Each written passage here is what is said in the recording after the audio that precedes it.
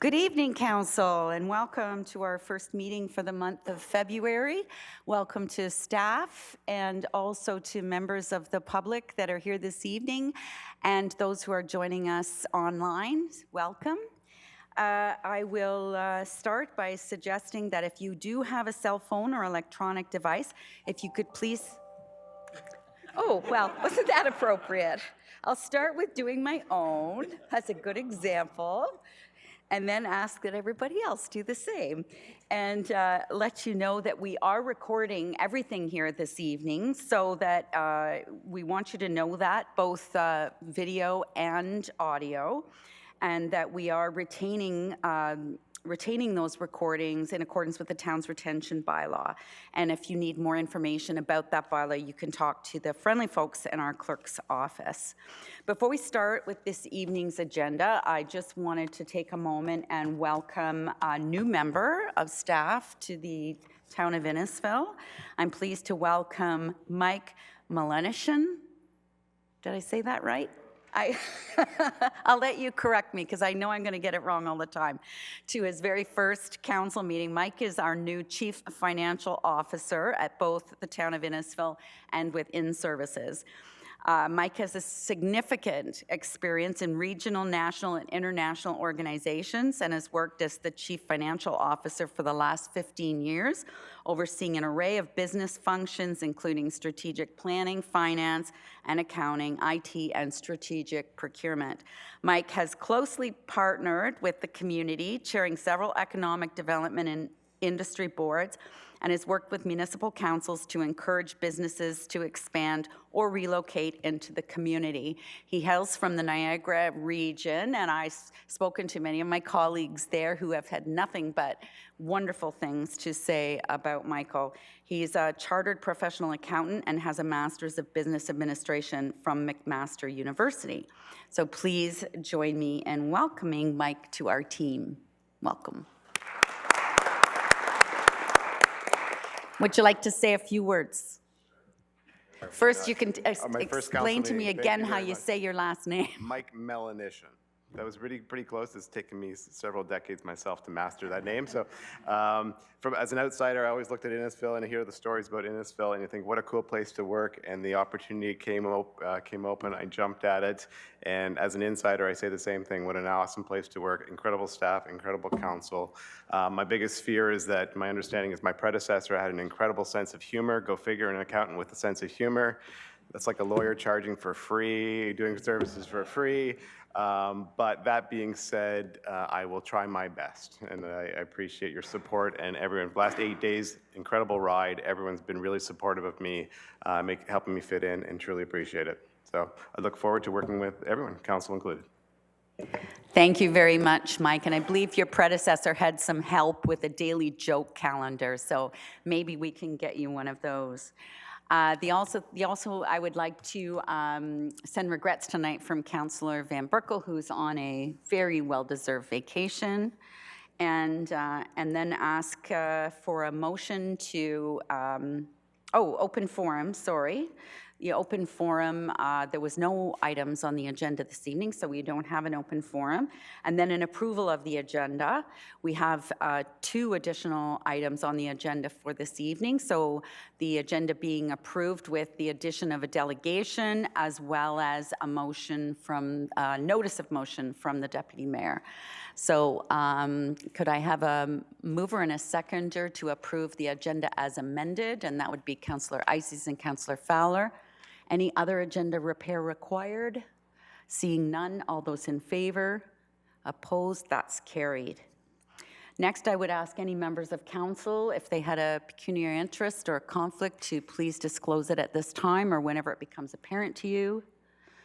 Seeing none, we'll go on with presentations, and we're very pleased to welcome a special guest here tonight. Our Member of Parliament, John Brassard, is here to give us a federal update. And the floor is yours, and thank you for taking the time to be here with us. Thank you, Mayor DOLLIN. And let me begin by welcoming Mike to the town of Innisfil, and I know it's official because they got you a nameplate, so it's spelled correctly too. That's great. And it's also terrific that we now have a new line to Niagara Wines, Madam Mayor. So this is This is terrific news. So welcome, Mike, to the town of Innisfil. And I want to begin by thanking you, your worship, and members of council for having me here tonight and the opportunity to speak this evening with an update from Ottawa. Let me begin by saying that it was an honor to be re-elected last October to represent the citizens of Barrie Innisfil for another term. And I'm also honored to serve once again as the Deputy Whip of Her Majesty's Official Opposition, a position that allows me the opportunity to meet with many Canadians as part of the leadership team of the Conservative Party of Canada and a direct say on the strategy in the House of Commons and future direction of the party. This role also comes with the responsibility of stakeholder outreach and working with my colleagues on cross-cultural engagement. This term of Parliament, I was also chosen to sit on the House Procedures Committee, known as PROC for short. It is through this committee that activities of the House can be directed, from standing orders to the rules of Parliament to oversight of the multi-year rehabilitation project of Centre Block. PROC also provides members of all parties the opportunity to work together in a nonpartisan way, a great example of how everyone can work together in a minority government. Now, for the next few minutes, I'd just like to highlight on some of the work that's going on Parliament Hill. Last week, the House of Commons passed the second reading of the Canada-US-Mexico Agreement, also known as CUSMA. The bill approving the new free trade agreement will now go to committee, where MPs expect to hear more details about what is in the deal, and so far, the government has been very selective about the information that's been revealed to the public. This agreement has been the subject of numerous questions during question period, with the opposition asking for answers from the government about how this agreement will impact the economies in every region of the country. Unfortunately, we haven't been getting those important answers. In committee, the detailed information of the new NAFTA will be discussed, and we will learn what the deal means to Canada's automobile industry, agriculture, natural resources, including the aluminum sector, which employs roughly 7,000 Canadians.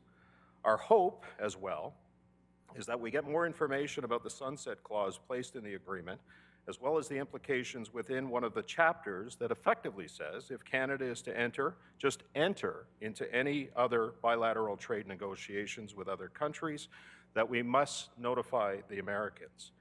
This obviously raises questions about our sovereignty and Canada's ability to engage in bilateral trade without American approval, so this is concerning, to say the least. It's not our intention to stall the deal, because we know how important trade is with the Americans, but there are questions and implications to this agreement, and our job as the official opposition is to find out what is really in the deal and how that will affect Canadian businesses and families. And I, for one, am looking forward to knowing finally the details of this new NAFTA, and it looks like we'll be able to do that at committee. There are also many questions from local businesses in Barrie Innisfil and across Simcoe County about the impact of the deal that some have called HAFTA, particularly the Buy American provision that is now part of the deal. I also want to make you aware of a proposed new tax that, if implemented, will have serious consequences to our local economy here in Barrie Innisfil and around central Ontario.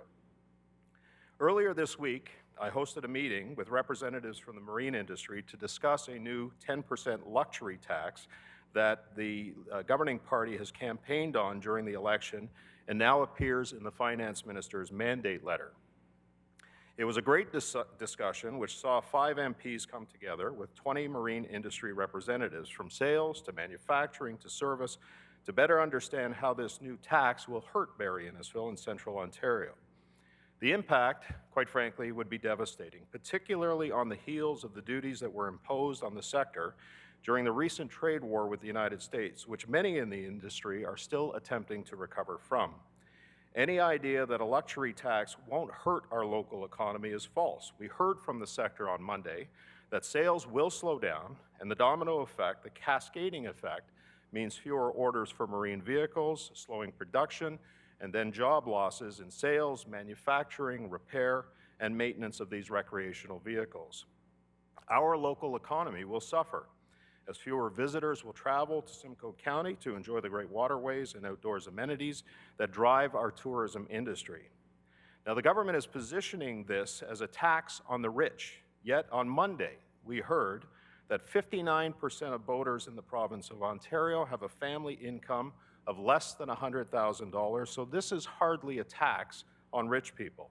It is a tax on the very people we all represent here in Innisfil who are not rich, but want to enjoy the family experience of living next to the waters of Cooks Bay and Lake Simcoe. Local marina operators and retailers along the 400, including many you know, are rightly concerned, very concerned and upset that this may happen. It will have a significant impact on their way of life and the livelihoods of the hundreds of people employed in the recreational boating sector, many of whom live right here in Innisfil. And I'll be taking their concerns from our meeting directly to the Prime Minister and the Finance Minister when this new tax is introduced, along with my colleagues, the MPs who surround Lake Simcoe and Georgian Bay. This segment of the economy is very important, and we need to keep it alive and growing so that more and more Canadians can visit our region and discover the beauty of Barrie Innisfil and Simcoe County. Over the course of the next several months, I'll be hosting more meetings to come, bringing local stakeholders together to talk about the strengths of our local economy and to hear their ideas about how we can protect and grow their industries. My future meetings will focus on agriculture, new trade opportunities, and trade agreements. I'd like to talk about Lake Simcoe for a moment, as it continues to be an extremely important issue for me and many other people who love our lake. It's been 3 years since the Lake Simcoe Cleanup Fund was, and there is no other word for this, canceled. Now, in 2020, we are hearing that phosphorus levels are climbing, and by canceling the cleanup fund, this government is causing damage to the lake and the marine life that relies on Lake Simcoe.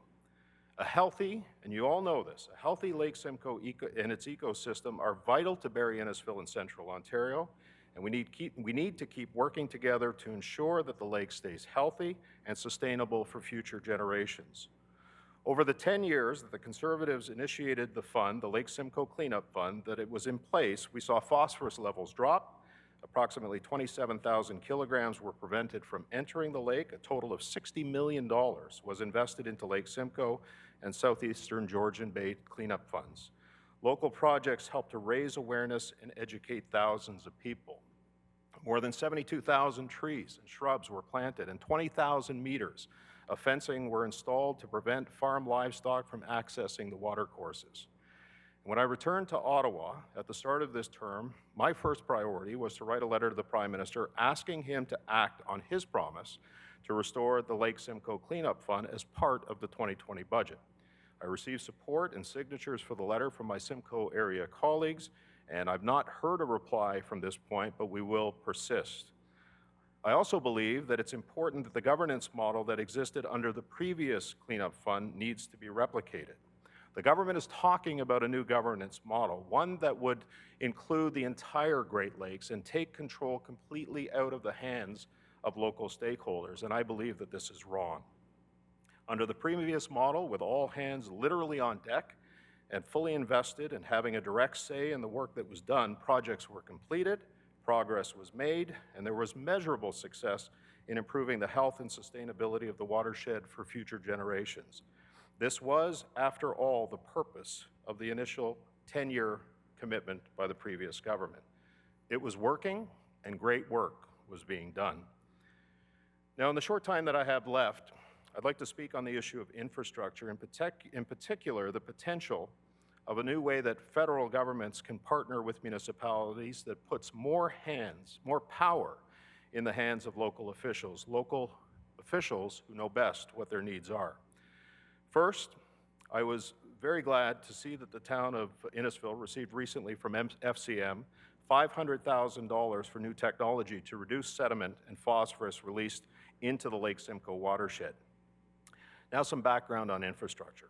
In 2015, the current government promised to spend $186 billion over 10 years supporting infrastructure projects across the country. But here's the problem. According to the Independent Parliamentary Budget Officer, the plan does not exist. Sure, there have been a lot of announcements that have been made, but as the PBO have found, very little of that money has flowed to where it needs to. This, as you can imagine, is a very serious problem that the government has refused to recognize. So in response, and in this minority parliament, we introduced a motion calling for the Auditor General to review the government's infrastructure plan. And I'm happy to tell you that our motion passed. And I'm now hopeful that we will soon know how and why these desperately needed infrastructure dollars are slowly dripping out of Ottawa. I think you would agree with me that Innisfil and many other municipalities would put the money to good use. And over the past 2 years, and Mayor DOLLIN, you and I have talked about this, my office has been working on a plan to improve the federal infrastructure funding process. Today, the federal government has the authority to pick and choose how and where federal infrastructure monies are spent, and they often opt for shovel-ready projects instead of long-term infrastructure investments that are deemed regionally critical by the province, territory, or the municipality. The strategy, in fact, may cause short-term economic boosts, but often shovel-ready projects fail to contribute to the quickly increasing infrastructure deficit that municipalities are facing. I believe the provinces and specifically municipalities are best suited to determine critical infrastructure needs. What I would like to see, and what I'm sure you would as well, is to get funding to municipalities like Innisfil and across Canada faster and more efficiently. Our plan would also make money more available through a new funding formula that would provide certainty to all municipalities. And if we look at the existing gas tax formula, we see it provides certainty about the level of funding that municipalities will receive for transit, for example. And I believe that this formula can also work for roads, bridges, water, wastewater facilities, green initiatives, and all infrastructure projects. The funding formula that we proposed would eliminate partisan decisions. Allocations would be based on population through a funding model that gives municipalities the ability to better plan and reduce their infrastructure deficits. And I am aware that the infrastructure deficit is at least $130 million here in the town of Innisfil, and that does not even take into consideration the replacement of assets. Formula-based funding would allow local governments to plan for more projects to be funded and completed because you would know how much money is in the annual infrastructure folder. Surprise envelopes of funding are not effective when municipalities don't have time to properly prepare. As infrastructure ages and requires updating for our new climate realities, it's important for the federal government to provide more reliable funding, and I know that that's something that we are working on that would improve the process. The Parliamentary Budget Officer's report is proof that municipal councils and all Canadians should expect federal infrastructure funding to be distributed in a more reliable, more responsible, and more direct way. Once again, I want to thank you for your time this evening. I focused on 3 areas of interest, and it's always great to speak to council and provide an update on what's been happening in Ottawa and how the issues are important here in Barrie Innisfil and as your representative in Parliament to make sure that they are heard. I'm always available to talk about how the federal government can better assist the town of Innisfil, and I look forward to the many discussions that will come during this term of office. And I want to thank you for your time, and I'd be glad to answer any questions you might have. Thank you very much, Mr. Broussard. We really do appreciate you being here, particularly knowing how busy you are. And as I always tell you, it's not Barrie Innisfil, it's Innisfil Barrie. I'll make sure that we correct that next time, Madam Mayor. I also want to thank you very much for your comments about Lake Simcoe and your advocacy towards reinstating a fund, cleanup fund for Lake Simcoe. We're very proud of our legacy in that end, as it was one of our council members, former councillor Richard Simpson, who chaired that group and took great pride in the progress and the work that was done there. So I'd ask members of council if they have any questions that they have or comments from MP Broussard. Seeing none, I'll just comment on one other thing. Yeah. Your comments about infrastructure hit close to home. I was a member of the Federation of Canadian Municipalities at the time when we were reviewing the infrastructure funding, the Canada-Ontario infrastructure funding. A lot of it is very back-ended. There was very few dollars in the first few years and more dollars piled to the back end. But my biggest concern with it was the fact that it was in very specific boxes and your project had to fit into a particular box in order to be eligible for the funding. All of us here all municipalities in Ontario have asset management planning. We're required, we know best what we need, and we know all of our assets when they need to be replaced, repaired, and all that goes into an asset management plan. The trouble with the funding the way it is now is if there's cultural funding that's for arenas, but really what we need is a bridge. Right. But there's no funding for bridges, but there's funding for arenas.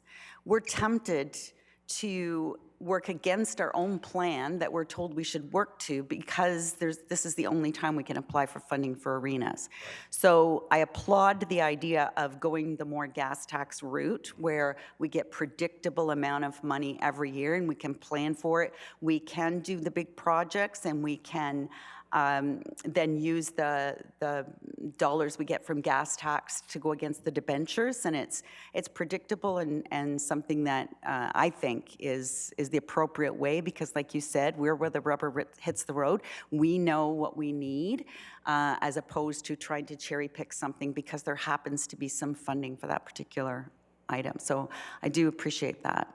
Well, if I can just comment on that. First of all, as I mentioned during my remarks, I really appreciate your input on that.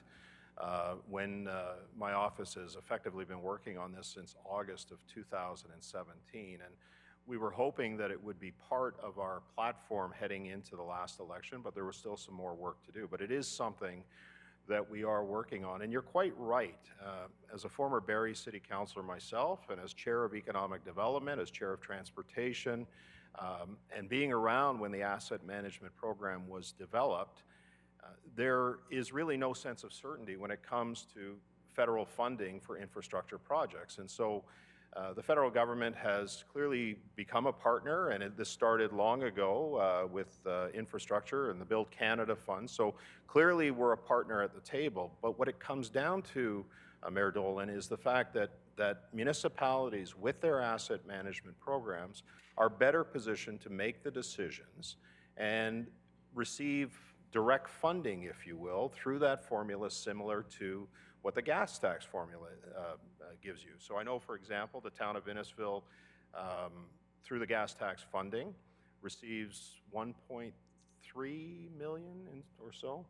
We'll put the new CFO on the spot here, but that's funding that goes directly to specific categories, whether it's roads, whether it's transit. You're accountable for that, and certainly it can't be used to reduce the tax rate. But there's no reason why the federal government can't partner directly through municipalities to engage in that type of program. And so, you know, the concern, and let me give you some background on how this started. I remember I was in Winnipeg when I was critic for Veterans Affairs, and the Prime Minister at the time, Prime Minister Trudeau, was coming to Winnipeg, and he was making an announcement of $35 million to diversity gardens. And I was thinking to myself, you know, and I put my former municipal council hat on, I was thinking, you know, how that money, you know, again, it was going to a Liberal-held riding, how that money can be equitably distributed. If the envelope is $186 million, for example, over 12 years, at $18.6 billion a year, what if we looked at those municipalities and said, okay, based on population, this is what you're going to get, regardless of who you elect, regardless of who your MP and what political affiliation they have, because it's that predictable, sustainable funding that I know the Federation of Canadian Municipalities has been advocating for a long time. When I was a city councillor, I was advocating for that. And so there is a mechanism, I believe, if we use loosely that gas tax formula, to do that. Now, we did some calculations in our office, for example, using that population formula. And I can tell you, for example, that the City of Barrie right now gets roughly $16 million in gas tax revenue. Based on the current population allocation and the formula that we've used, that would mean that the City of Barrie, for example, would get roughly about $128 million a year. The town of Innisfil, we predicted, would get roughly $19 million a year. So what could you do with that $19 million? How could you plan for that, given the fact that the asset management program is in place, you know what critical infrastructure needs to be addressed? And oftentimes what happens with municipalities, and I know staff will appreciate this, they'll make a application for funds under a certain program, and it could be for, as you said, recreation, arenas, other things. And then they make the application. All of that staff time gets put into that application. In some cases, larger municipalities can spend up to $50,000, and I suspect that the town of Innisfil has spent up to that amount trying to apply for infrastructure funds, only to be rejected because it doesn't meet a criteria or there's something within the application process that doesn't work properly. Well, that would avoid that, and that would get your staff working on the projects that are important to the people of the town of Innisfil, whether it's roads, whether it's sewer replacement, whether it's just a whole myriad of projects, because those asset management programs, you know what's critical, you know what's secondary, you make the decisions because you're on the ground. I'm in Ottawa, the government's in Ottawa. Ottawa, in terms of infrastructure, especially when it deals with partisan infrastructure, doesn't always know best, and it's local municipalities and the people who are elected to represent those municipalities, they know best, and that's really what the kind of plan that I've been working on over the last couple of years, and I know that you know, in discussions with stakeholders, it makes sense. Now, there's some nuances that we need to work on, you know, issues of provincial and territorial authority, but it's something that you know, the minister, any future minister with this type of plan could be charged with dealing with.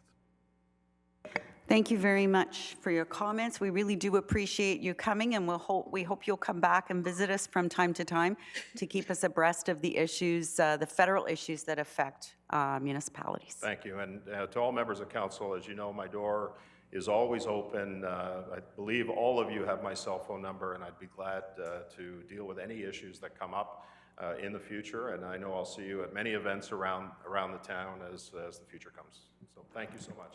Thank you, MP Broussard. So we have a recommendation that the presentation be received with thanks, and that would be moved by Councillor Fowler and seconded by Councillor Orsatti. All those in favor? Thank you very much. That's carried. And MP Broussard, I know you just love to sit through the whole meeting, but I also know you're busy, so if you please don't feel you need to. If you want to sneak out, that's okay too. All right, our next item on the agenda then is under delegation 6.1, and that's a delegation by Lynn Strachan, and Lynn is going to talk to us about staff report, which is on the agenda tonight for 201 and 225 Big Bay Point Road.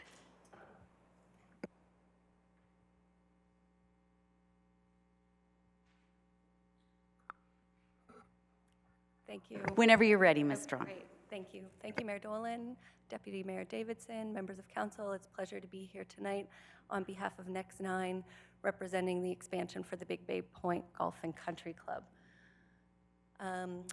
Just to start off, I'd like to begin by pointing out the map that's on the side here on the slide. It just gives you a visual of the site and where it's located, adjacent to Friday Harbor and across the street from the existing 9 holes of the Big Bay Point Golf and Country Club, which has been a part of the Big Bay Point community for almost 100 years.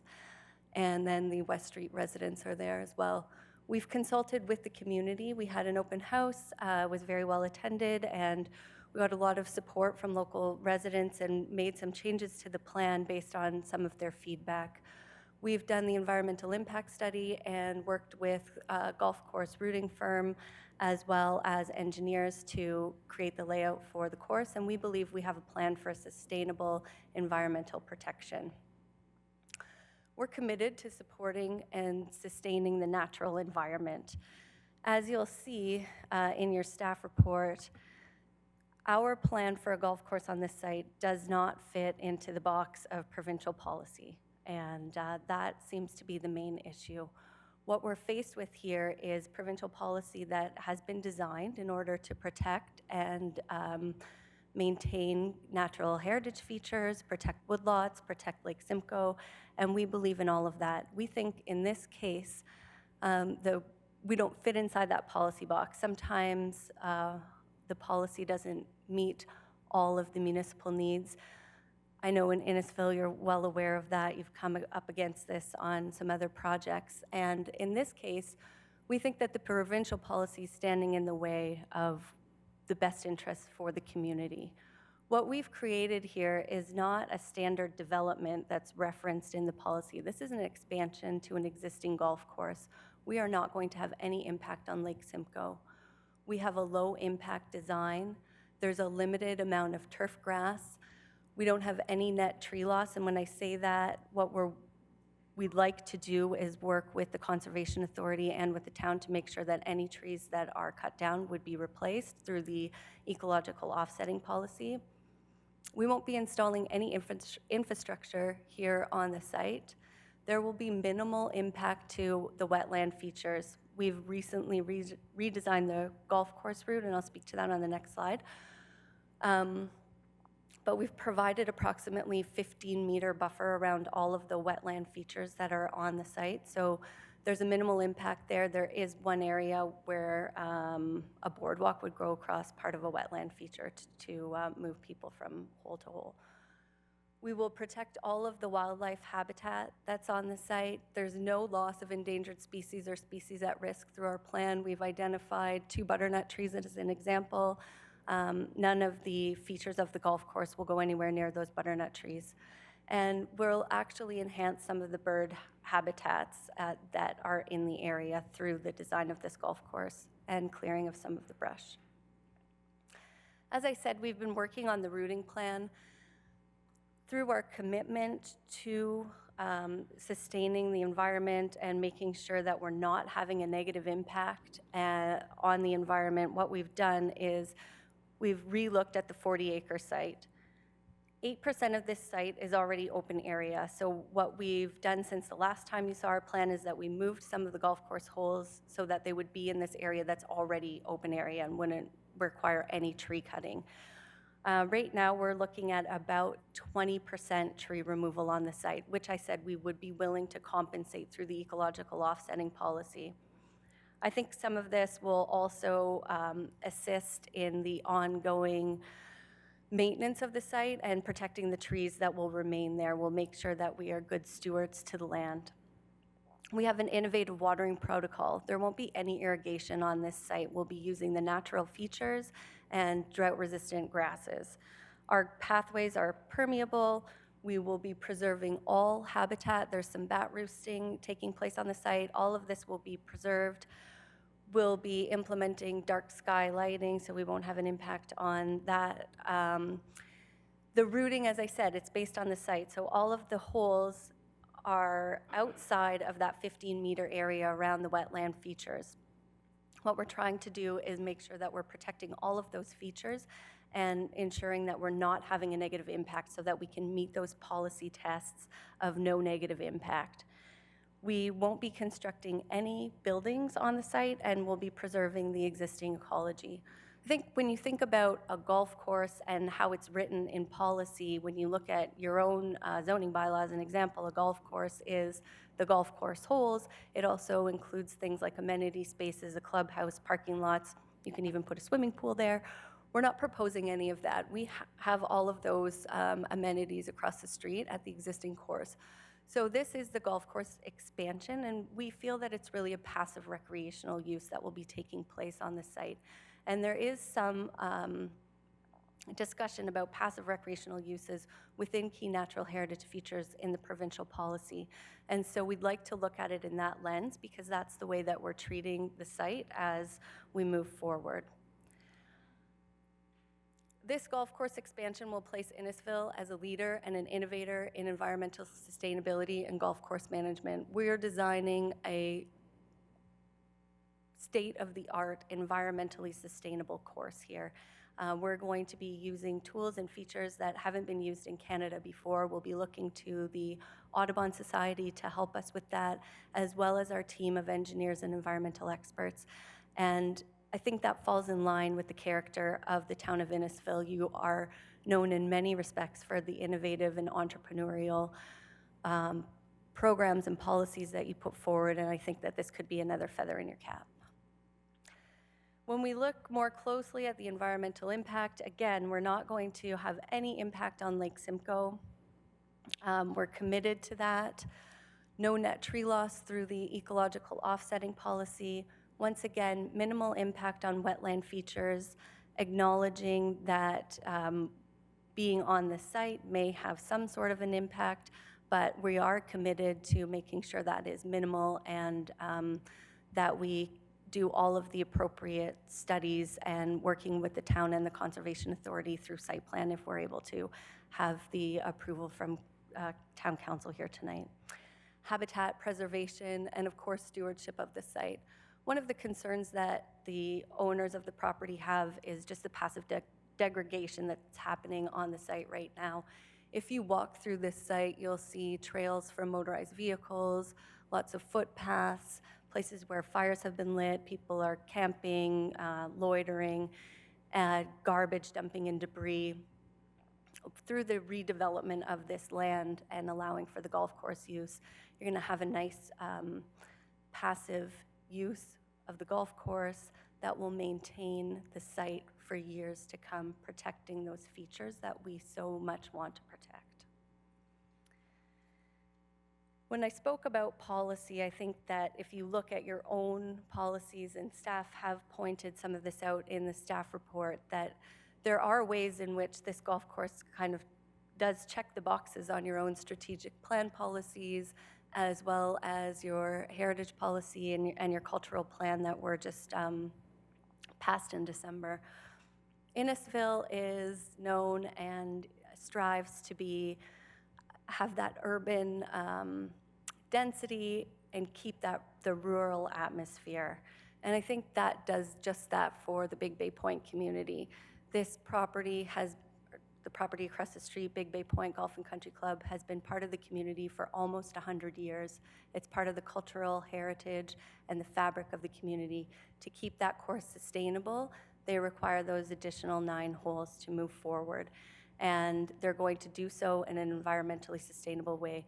They're going to help to keep the family atmosphere and feeling of Big Bay Point, providing recreational opportunities for people of all ages and abilities in the golfing setting, and at the same time keeping some of that rural character that is so charming about Big Bay Point, and something that I don't think that anybody wants to lose as Innisfil continues to grow. So this helps to create that balance that I think everybody's looking for. I've tried to keep things short and succinct for you. We do hope that we can have your support moving forward. As I said, we have been working on we've revised the routing plan. We are committed to working with the town staff and the Conservation Authority as we move forward to make sure that this course is the best that we can possibly do for the town of Innisfil and its residents. Thanks so much for your time. Thank you very much, Ms. Strachan. Questions or comments from Ms. Strachan? Councillor Fowler. You spoke of stewardship of the land itself. Considering the current uses that the land is currently being used for, how will you be policing the site after the fact, once everything is set up? Well, interestingly enough, we don't have the same problems on the lands right across the street that are the golf course. So I think that having that regular use of the course will help to make sure that people aren't out there on ATVs or camping or lighting fires. Of course, we will have ongoing monitoring, have staff on site, and make sure that they're out there. And if need be, we will obviously work with the town and the police if there's other activity. Councillor Payne. Thank you, Worship. I'm just looking at the plan for where all the different holes are. Could you tell me what size the buffer will be between the golf course and the backyards of the homes on West Street? For the trees for a buffer, a noise buffer. Yes, I believe that there's only one hole that really goes down the side, and I believe there's about 20 meters there. I'm sorry? 20 meters? 20 meters for the tree buffer? Yes. And then there's a much larger buffer in other areas just naturally because the golf course holes are mainly on the other side of the property and at the bottom end of the property. Okay, 'cause I know when they had the meeting, that was one of the main concerns for the residents on West Street is going to be the way the trees are right now, the way the property is, that's a buffer from Friday Harbor. So they're afraid that it's, that buffer is going to be gone. And I did notice on the plan again, it showed where the holes were going to be, and then the rest were trees, but you have to take some of the trees to make paths from one hole to the other, is that correct? Yes, but none of the footpaths would go directly down that West Street line. No, I realize that. Okay. It's just that the picture doesn't show those trees missing, it just shows the ones for the course, but there are going to be other trees that you have to take for the paths. Path, yes. Oh, Yes, okay. and you can see that on the next page, the routing plan, and if you want a larger drawing, we can supply that to you as well. No, that's fine. Thank you. Any other questions or comments? Councillor Waters. Thank you, Mayor. Thanks very much for your presentation. I also want to take the time to thank you very much for the tour of the golf course earlier to give me the background of Big Bay Point. I wasn't that familiar with the history, so I really do appreciate you taking the time to do that for me. Needless to say, I'm a bit concerned in terms of the precedent this sets for green space in the future, in terms of when we have other developments come up who want to switch the zoning, is that people who always say, well, you allowed the golf course to go in, and I understand it's a lot greener than a development, so I'm afraid of the precedent that it will set, and for council, if we're going to have a policy of maintaining green space, I think we should stand by it no matter what the opportunity is presented to us, whether it's for recreational purposes like a golf course or something else. I would also mention too is that just taking the holes and the drives and all that and putting them into fields, we have a tendency to prioritize saying that, the highest thing is wetlands and trees are really quite important, but fields have just as important function as forests. I think they have different types of species that inundate them. There's field habitat. So just by moving, the holes into an open field doesn't make it any better than if it was, if you're taking down trees. The other thing is the offsetting. Usually offsetting occurs with trees off-site, usually not on-site. You're not going to be adding a net benefit to the site itself. Trees are going to come down. There's going to be a net loss on-site, but the offsetting allows you to plant trees elsewhere, which could be on the old golf course. So I'm not too sure the offsetting is, there's still going to be net loss on that particular site. And the one last thing I'll mention is that most golf courses I know eventually become housing developments. And so it concerns me that, this is just the next step in terms of this becoming a housing development down the road if for some reason the golf course decides to sell that property down the road. That would be my concern. There's also like Friday Harbor just added an 18-hole golf course. I don't know why we would need it. There's Allendale. There's like 5 golf courses within a 15-minute drive. So I'm not too sure that adding another 9 holes is going to make a huge impact to the area in terms of the opportunities people have, especially with Friday Harbor just starting up its 19 holes. So, but I will say one thing: the staff have reassured me, because I did ask them earlier, that it would be difficult to change this development into an urban development. But as I've always said, never say never, because once you have the greens there, it's just one step closer. So although I think you've done an admirable job in trying to make it more environmental than most golf courses, I'm not too sure. Did you mention that you're going to get Audubon certification, or is it you're just working with them? Yes, we will get Audubon certification. Okay, well, that's good. So, I still think it's a slippery slope. I think there's all sorts of other opportunities we could improve that property, in terms of making it parkland, putting it, trusting it into long-term so the benefits for everyone as opposed to a select few who golf in the area. So I appreciate you going through the presentation, and I think you've done an admirable job in trying to make it environmentally friendly, but the end result, there's going to be trees lost, there's going to be habitat loss, and I will also say this too, is that the town did not take into effect this woodlot when it allowed Friday Harbor to go in. There was no buffer large buffer that allows access. So what we've effectively done is we've isolated that piece of property, so it is not nearly as effective as a habitat as it should be. We should have allowed for a much bigger buffer zone along Big Bay Point to join to the other habitats which are in that area. So we basically did this to ourselves by making it a poorly functioning habitat by isolating it. So it's partially our own fault that we're in this situation of not having a very good habitat there. So anyways, that's what I have to say. Thank you. Thank you very much. Other questions or comments? Deputy Mayor Davidson. Thank you, Your Worship. I've been a resident of Big Bay Point for 40 years now. The golf course has played a key role in the community with whether it's employing people at the present golf course or for their catering facilities and their campus, the lodge they have there. I understand what Councillor Alex Waters was saying, that when we negotiated with Friday Harbor, I think I did speak on the berms at the time, that we should have had berms along there. And I don't know if you're aware, Council, that right now Friday Harbor is looking to put an operations building right next to this beautiful piece of land.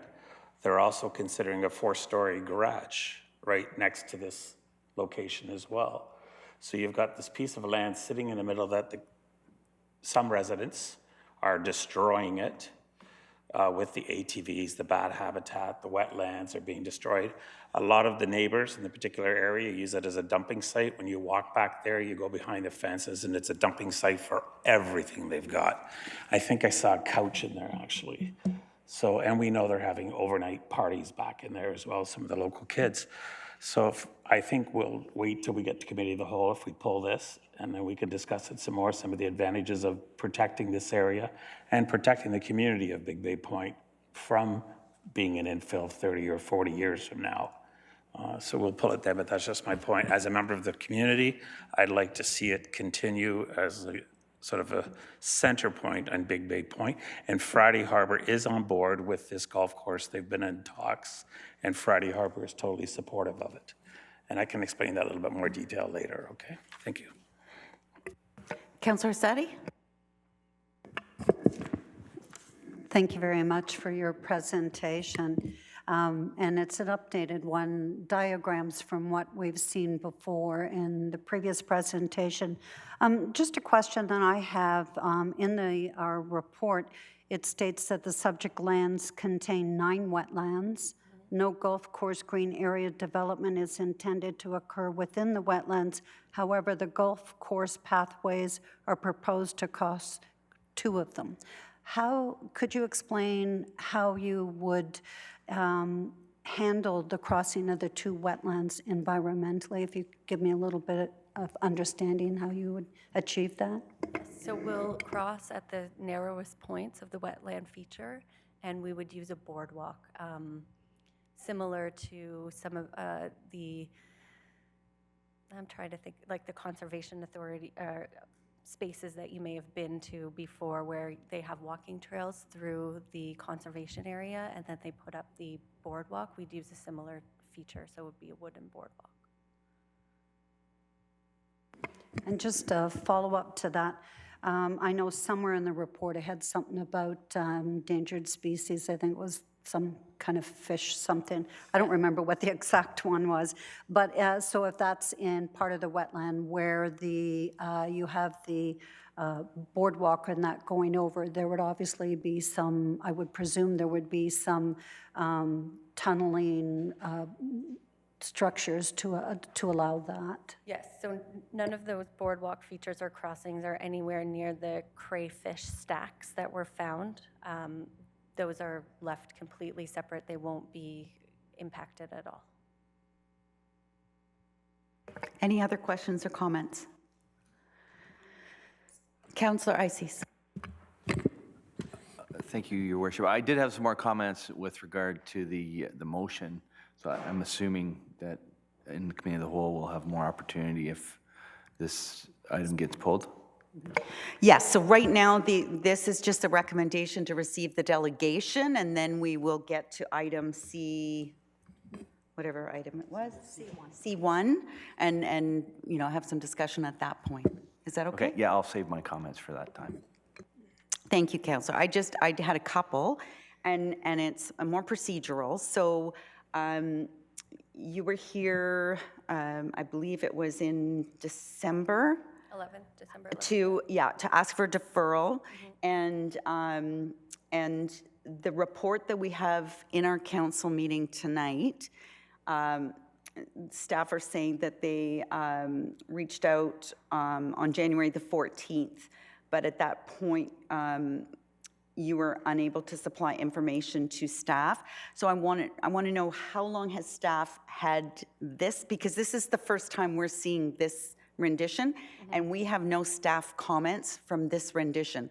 What we have tonight in our package is that it was deferred, that there was no information received by staff in time, and so we're seeing the same report from December 11th again. So I just want to know procedurally, at what point did you provide staff the new application? We provided them the updating routing plan just last week. We missed the deadline to have any new information come forward for this agenda. We did have a meeting with staff last week to review the plan, and we've developed with staff kind of next steps and some information that they'd like us to still provide to them from our environmental consultant, which we're working on right now. And then they would be able to update that report and provide you with some new information. So this is the presentation that we had planned to give on December 11th, and much better tonight. It was a very packed agenda on December 11th, so it was good to be able to take some more time this evening. And we did speak with staff at our meeting that it may be in fact deferred tonight, if that's council's wish, so that they can get some more information and come back probably at in a meeting in March or April. Okay, thanks. I just wanted you to be aware that what you were showing us tonight, we have not seen. Okay, yeah. Thank you. All right, so we have a motion to receive the information from Ms. Strachan, and that's moved by Councillor Nicol and seconded by Councillor Payne. All those in favor? Any opposed? That's carried. Thank you so much for coming out tonight and providing us with that information. Next is item number 7 on our agenda. That's the opportunity for people to speak to any updates from their associations, committees they sit on, any council updates, county council updates. Please, Councillor Waters. Just a quick update that sitting on the Lake Simcoe Conservation Authority Board, that we have our new board, which was elected 2 weeks ago. So we're up and running again for another year. So I'm looking forward to a lot of the issues that are going to arise. I will make a small correction to Mr. Broussard's presentation, considering we just received an update on the health of Lake Simcoe at our last board meeting, is that Lake Simcoe is doing well, but the phosphorus trends are still trending down. Last year they did go up, and that's directly related to the amount of precipitation that we had. So the trend is still down for phosphorus, but the scary part is with climate change, that we're going to get these high intense rains, and phosphorus levels will peak, because that's what seems to control the amount of phosphorus we're getting loading into the lake is those peak rains. So I think our issue is around climate change. We need to affect that in terms of we want to continue that trend of reducing phosphorus in Lake Simcoe. Thank you, and I think the dissolved oxygen was up too, was it not? That's great. Good news. Other Councillor Orsatti. Thank you. Just from County Council this week is that the county is taking a lead role in setting up a special workshop on short-term housing for the municipalities in the county of Simcoe, and certainly a great need there for information. And then also good news that with all the publicity and TV ads and information going out, the change to the waste collection has been moving along well. Residents seem to be following that. Those that had missed, many missed receiving the flyer in the paper. The town of Innisfil has copies that residents can pick up that to get their coupon to go to the West Gwillimbury waste site and pick up their larger blue bin. I think that's only good until the end of February, though, and it is only one extra per household. And that's all I have. And thank you very much for allowing me to go in your place, Deputy Davidson. Deputy Mayor Davidson. I didn't skip it. I was actually at another conference. And I was dealing with stormwater and wastewater. So we're all tied in together. Thank you. Thank you. I had a couple of items.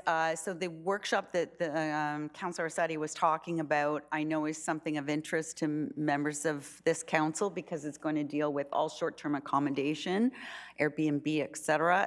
Many of our council colleagues, our member municipalities from across Simcoe County are dealing with the same issue.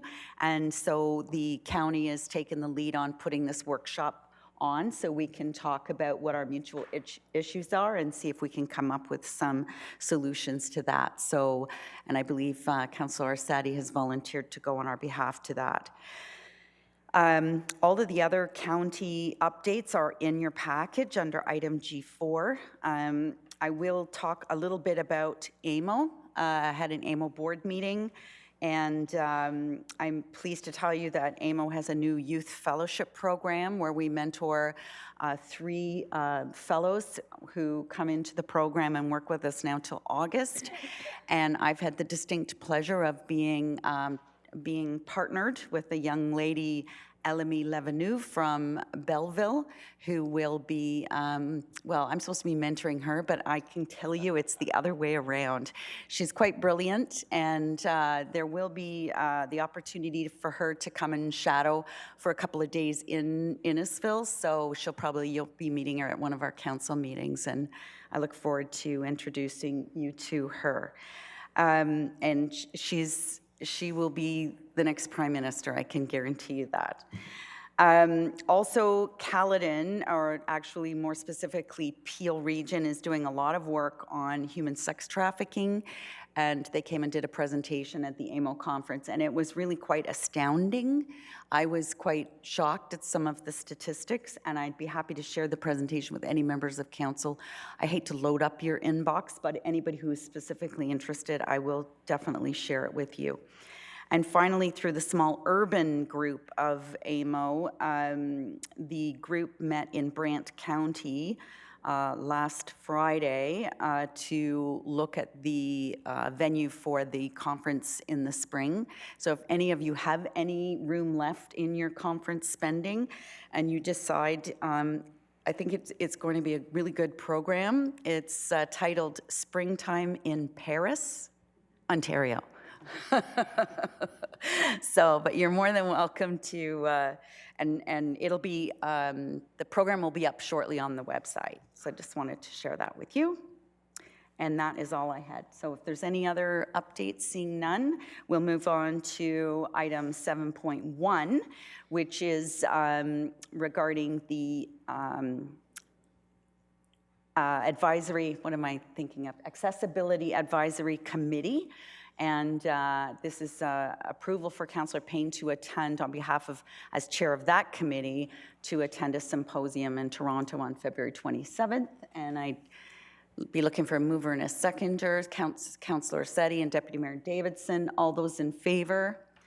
That's carried. So you've got your marching orders. Did you want to speak to it, Councillor Payne? Yeah, thank you very much, Councillor, for allowing me to do that. On our committee, we have quite a few that are their mobility. They have mobility issues, and so it makes it difficult for them to go to these. So I just wanted to go so I could share the information for everybody. So thank you very much. Thank you. Did I call the vote on that? All in favor of that? Oh, did I? Okay, that's carried. Now you have to go twice, yes.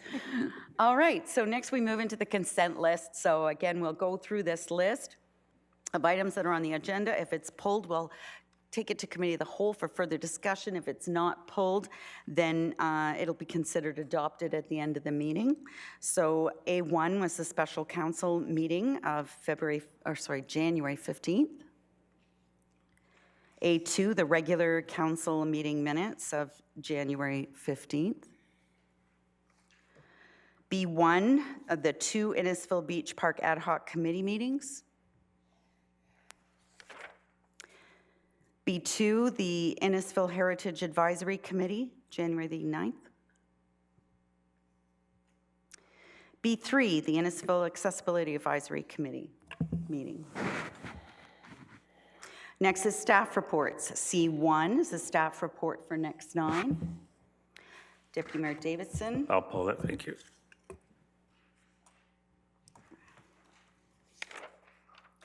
C2, the Backwater Valve Grant Pilot Program.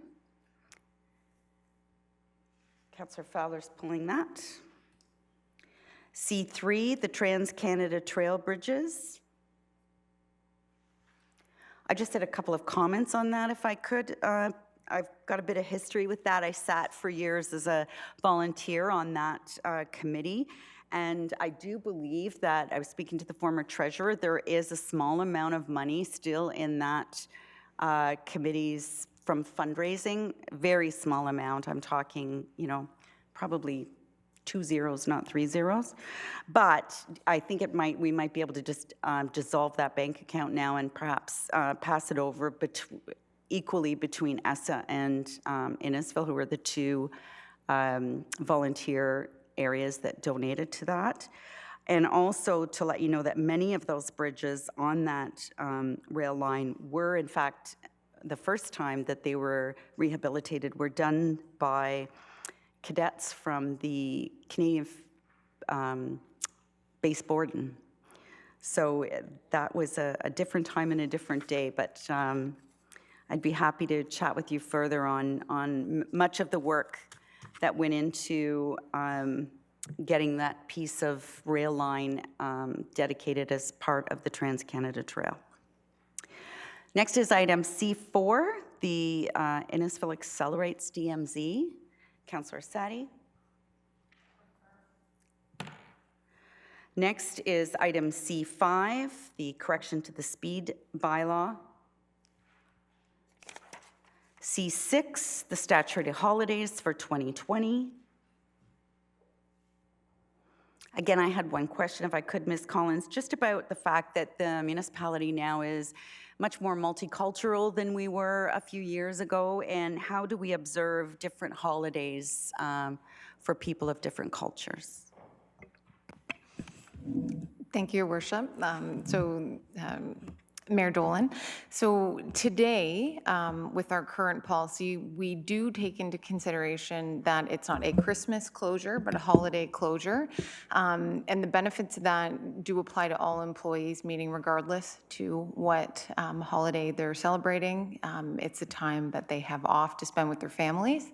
In addition, we are looking at a diversity and inclusion policy to make sure that we take into consideration the different backgrounds, but certainly we do and would accommodate if we had an employee with a different religious background that had different needs. To this point, it hasn't come up as an issue, but it's something we're definitely mindful of. Thank you very much. I look forward to seeing that policy, because I know in the past from time to time, we've inadvertently fallen into a trap where we've advertised a public meeting on a specific holiday that we should probably have recognized. So having that policy will certainly help us. Thank you. So the next item on the agenda was emergency repair on the Stroud Community Center roof. Councillor Ices? Refer. Next is item E1. A stop sign at various locations, as was identified through the School Zone and Traffic Safety Committee. Item F1, the Cookstown Chamber of Commerce Wingding Festival. Looking forward to that in June. And then next is correspondence. There's a long list there. Does anybody want to pull any of those items in correspondence? I did want to pull G1 if I might.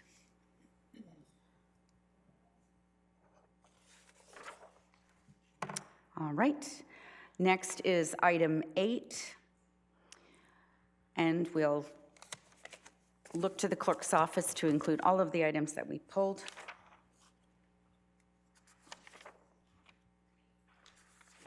And does that meet with everybody's list?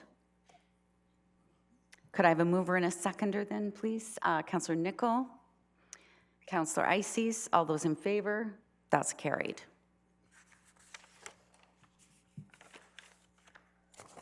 Now, we're to resolve into the committee of the whole.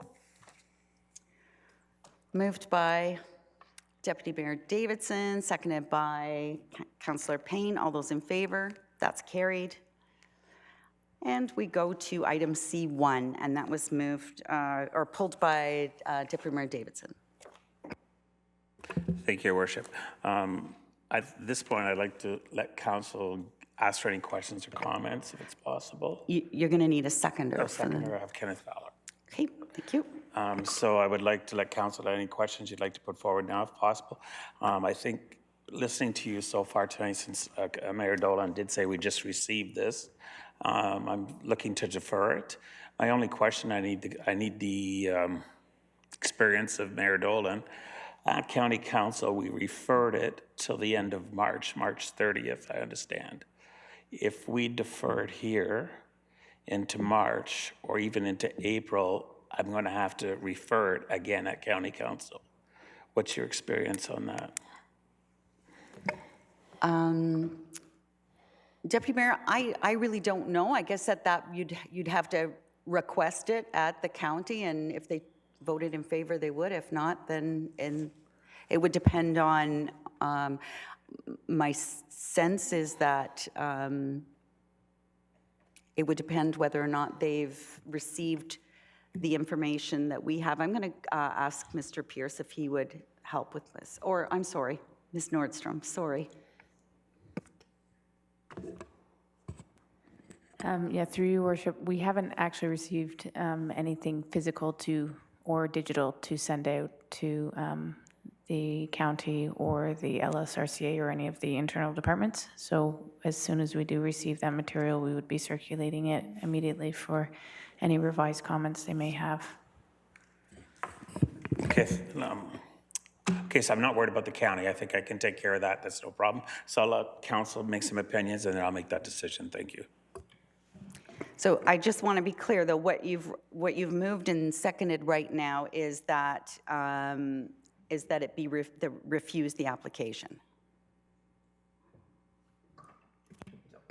I don't think we want to refuse the application, so that's where I need council's advice, that we defer this until we receive further information from all parties, and that then we can make an appropriate decision. So you're moving the motion to defer, not the original motion? Yes. And is the seconder on board with that? Okay, so now the debate and consideration will be around the motion to defer. Councillor Asadi? Yes, I was just going to make a comment that if I were to vote on this today, I would maybe be voting differently than if if staff received the updated report and we could read their comments. So I think it is best to defer. Could I ask the mover and the seconder to fill the blank in on the motion? So what we'll do is And the question then, I guess, to Ms. Nordstrom would be, you have received no application yet or no amendment to the application? How long do you need to review and write a report on any new changes?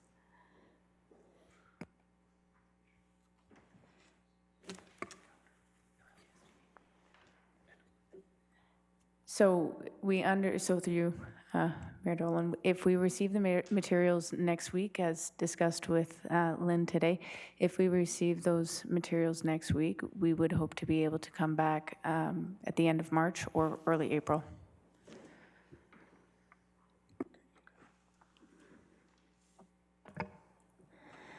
Okay, so so you want to put the first week of April?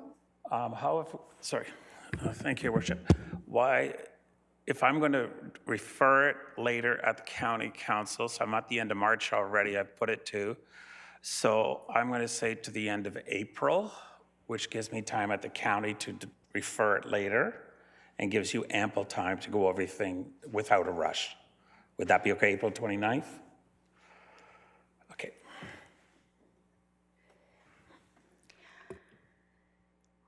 Any comments or questions to defer till April 29th? Councillor Ices. Yeah, thank you, Your Worship. I spent a bit of time going over this proposal, and I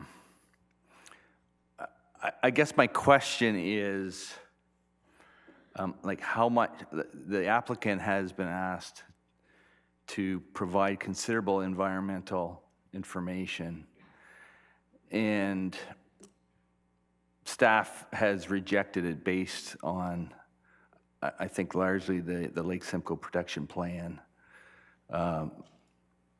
concerns.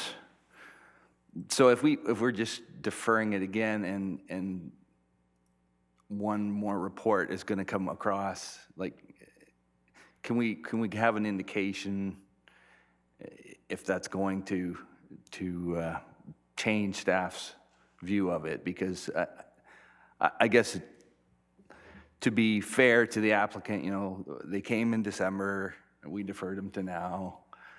They provide a lot of information, and the staff is aware of what their concerns are. Like, is one more report going to change that? And we're back here in a month, and staff has refused it. We're still going to discuss it as council on the merits of the report, or the merits of the project to the community. And we're kind of in the same spot. So I guess that's what I would pose the question to staff now. And if they can't answer that, then I would accept that too. But Mr. Pierce, and if I can interrupt before you, we don't have a meeting on the 29th. We have a meeting on the 22nd. So is that, because I don't want to come in an extra night if we don't have to. Okay. Mr. Pierce. Thank you, through your worship, to the councillor. We did receive during that meeting, we did see the revised routing plan, and we had a chance to look at, well, you all saw tonight, the updated routing plan. And we said that if a typical circulation were to occur, we would require the update to the EIS, any other supplementary materials. But based on what we've seen, we think that a lot of the same policy nonconformity issues would likely arise. Now, I think there might be a few items in there that there could be some further comment from the LSRCA, specifically around determining the scope or the scale of the negative impact on those features. But as staff report 19619 overviews, the problems are pretty fundamental. It's about disturbance within key features, within vegetation protection zones. A staff report in April, based on what we've seen, would have to flag those as policy nonconformity matters that would likely result in another refusal. Thank you. Councillor Ices. well, if that is the case, I will be voting against this motion to defer. I just think we're kicking the can down the road, and it's not really fair to our applicant to have them come back here. I think we as council have enough information. If we're that concerned, if the concerns are based on the concerns that are in the report, those concerns are going to be there after they review it again. So I think we have the information to make a decision on this tonight. So for that reason, I would vote against deferment. Thank you, Councillor. Any other questions or comments on the deferral motion? Councillor Waters. I would have to agree with Councillor Ices on that issue. I'm not too sure things are going to change all that much. And there's still those zones I talked about in terms of the fields. Those areas are called ecotones. They're the most diverse, productive areas in a habitat. And if you take out and put a green in there, you've basically eliminated that piece. So that activity zone between the field and the forest is paramount for enjoyment and for habitat function. And putting the greens in there just destroys that productive area. So I don't think it can be any. I'm not too sure what else they can do or say that would move it beyond the next point. Any other questions or comments on the deferral motion? Seeing none, we're voting on the deferral motion. All in favor of the motion to defer? 2 in favor. Those opposed of the deferral? 1, 2, 3. So the deferral motion fails. So we're back to the original motion. Any comments or questions on the original staff or the staff recommendation and motion? We need a mover and a seconder for that. Councillor Ices. So I can comment on this motion then? Yeah, but we need a mover and a seconder to put it on the floor before we have any comment on it. Councillor Nicol and seconded by Councillor Waters. Okay, go ahead, Councillor. Thank you, Your Worship. As I said earlier, I looked at this issue quite a bit. I'm quite familiar with that area. The golf course that is currently there at Friday Harbor, we used to farm that piece of property. So, and you know, as a town, we've set aside that whole area as a recreational area. So if you put this project in the context of the area, it would be, to my way of thinking, it fits perfectly into the context of the area. As Councillor Waters said earlier, you know, putting Friday Harbor there changes everything. And I looked at Friday Harbor because they put their resort, and if you look on some of the mapping, ones that I have available, it's just Simcoe Maps, and it spells out wetlands, and there's wetlands in Friday Harbor's nature reserve as well. So if you go to their website, they're quite proud of how they dealt with that nature preserve. And it says on their website, it says, throughout the process of planning and developing Friday Harbor Resort, extensive care was taken to preserve and protect the forest and wetland communities. Important habitats and species were carefully protected, including the nationally endangered butternut trees that were abundantly replanted. By enhancing stormwater management and recycling systems at the resort, as well as adding edge management areas, the resort releases less phosphorus into the marine basin and less human-related disturbances to Lake Simcoe than the lands did before the resort was developed. So as a town, we've worked with Friday Harbor to maintain the natural heritage of the area. And it seems to me we're not allowing, if this staff report is approved, we're not allowing them the same opportunity to work with the area. The status quo in that area is not working. It's zoned agricultural. To me as a farmer, there's nothing agricultural about that area. We've got a pillar of the Big Bay Point community in the Big Bay Point Golf Course, a club that's been there since 1924, the history that we should be embracing.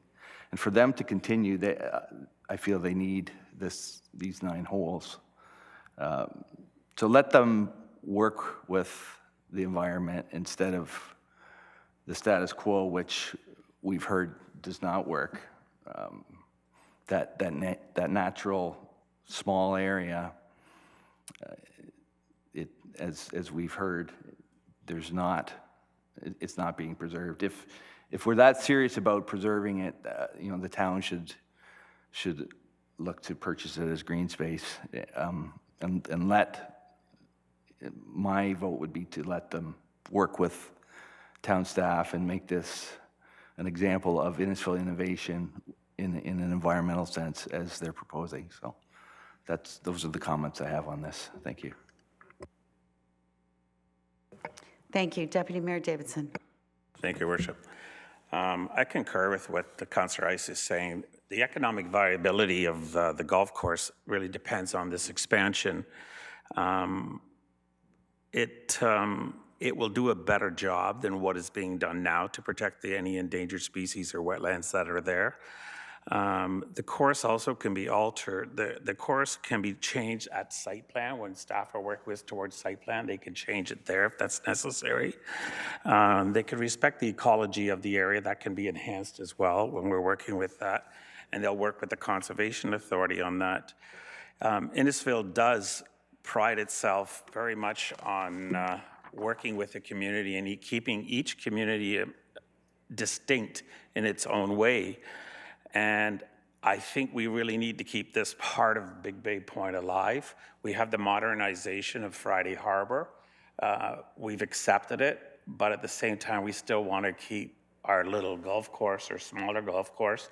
And even members of Friday Harbor are happy about this because the Eagle's Nest, or the nest, is so large that it's just too big for older people to play. So having a smaller par, whatever it's called, par 3 or whatever, is benefit to the community for our seniors to play as well. And as for Allendale Golf Course, I'm hearing through my sources that it's going to be redesignated as basically a development. We don't want that to happen on Big Bay Point. So we need to sustain the sustainability of Big Bay Point Golf Club and its history in the point. Who built it, who worked in there, how it was donated to the community in that aspect from the landowners. It doesn't impact the lake in any way. There's no conflict with the Lake Simcoe Protection Plan at all. And our strategic plan says that this is what we want to do, is protect these communities. It says it very clearly, this type of development proposal. So, and the local businesses all benefit from, there's a variety store, the interior decorator store, the yoga shop. We all benefit from the people who use Big Bay Point Golf Course. So I would like to see us, I don't know where we have to go here, but council has the authority to override staff. We've done it before. And we can say, let's move ahead with this, but let's make sure we cover all the environmental concerns that Councillor Water has, because right now, who knows? Somebody could go in there and dump a gas tank of gas in the wetlands and kill everything that's there. I mean, that's what they're doing. They're riding ATVs and motorcycles through there. And we know what kind of parties are happening back there because we had cameras. So if we had a kid do an overdose in there on opioids or some other drug, what are we doing? We're not helping the community at all. And that's exactly what's happening in there now. So we're not doing our job environmentally at all. So it's up to council to make a decision, but I'm passionate about the community because I've lived there for 40 years, and as a small business, I benefit from it. And we all do. So I guess we just need to think outside the box on this one. Thank you. Any other comments? Councillor Waters. Thank you, Deputy Mayor, for proving my point, is that Allendale is going to become a subdivision. And that's what golf courses become. You take out enough of the forest, you make them ecologically inept, and people just down the road say, you know, it's better just to develop than leave it as is. And, you know, that's what's going to happen. That could happen here. I'm not saying it's going to happen here, even though I've been reassured that would be difficult to do. I think, you know, if they're going to allow in Allendale to switch Allendale to a development, that's basically what can happen to this. So as opposed to having a 9-hole golf course up for sale, they'll have an 18-hole golf course up for sale and make millions of dollars on it, and we'll be poor for it ecologically and as a community because because Friday Harbor's there, development is going to happen in Big Bay Point, and that area is going to be under so much stress to develop those areas because that's what everyone wants to be. So thank you for proving my point that that's that could happen with this piece of development here as well. And I'll mention again is that when you take out fields and put in greens, those are just basically ecological dead zones until you get into the forest or into the wetlands. They're not the productive zones that they should be. And so I understand that there's all sorts of ATV activity and unwanted activity in that park now. But theoretically, as a town, we could do something about it to make it, if you really want to make it a jewel in the area, is that the town would buy it and save it as a perfect green space that would, and then connect it to the other woodlands that are there. So I understand the history, and I know you've been there, for many, many years. I've been in Innisfil for 32 years as well. And if it wasn't for the tour that I got, I probably wouldn't have understood all the history. But that being said, I can't be a convenient environmentalist. When it suits my needs, I can speak up, and then when it doesn't suit our needs, be quiet. So I'm just going to speak my mind. I think we should refuse it, just like staff. On every single point the staff have pointed out, it doesn't fit into the policies on Lake Simcoe via the Conservation Authority, any of the provincial policies. It doesn't fit on any of them. So I think we should just turn it down and then move on and let them find another use for that property that can be much more productive. Councillor Nichol? Thank you, Worship. Looking at this, obviously, we deferred this 2 months ago, awaiting new relevant environmental information. We did get a new design just tonight, but without any new environmental justifications. And as staff have just suggested, that if they even get something next week from what they've seen, these adjustments would not likely change the concerns and the policies that staff have. So for that reason, that I couldn't support the deferral and have to vote this. Councillor Sadi?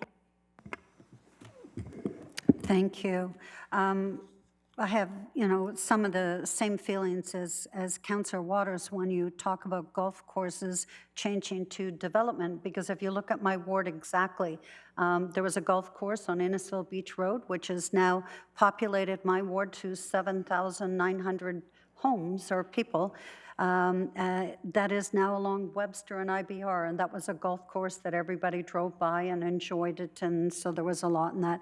So there is always the concern about a golf course later turning to a development if it doesn't succeed. I think, the one thing for me, when I have some questions for staff, and I guess I'll start with that. If I could ask Ms. Nordstrom or Mr. Pierce, who could help me with this, the Friday Harbor development that is to the west of this, which is proposed for all the development of new townhouse condo units, was that also on significant woodland, wetland protected area? I'll start with that as my first question. If you can recall if that was changed to allow that development there. I'm not sure if that's fair. I don't think either of them were here then, but we can try. Yeah, no, I'm happy to answer that through your worship. Big Bay Point was considered under a very different policy regime than we have today. So it was prior to the growth plan, prior to the Lake Simcoe protection plan. So there's a different policy framework today, that a different lens that's being looked at for these lands than was looked at for Big Bay Point. And then another question, should this not go through, how are property owners, like the golf course that own this land, how are they to manage this wetland protected woodland? They're paying taxes on it. Are they just supposed to fence it off and protect it? Or is there other options for them to do things on this land? I'm not sure if that's a community standards issue or a planning issue, so I'll leave it up to you who wants to respond to that one.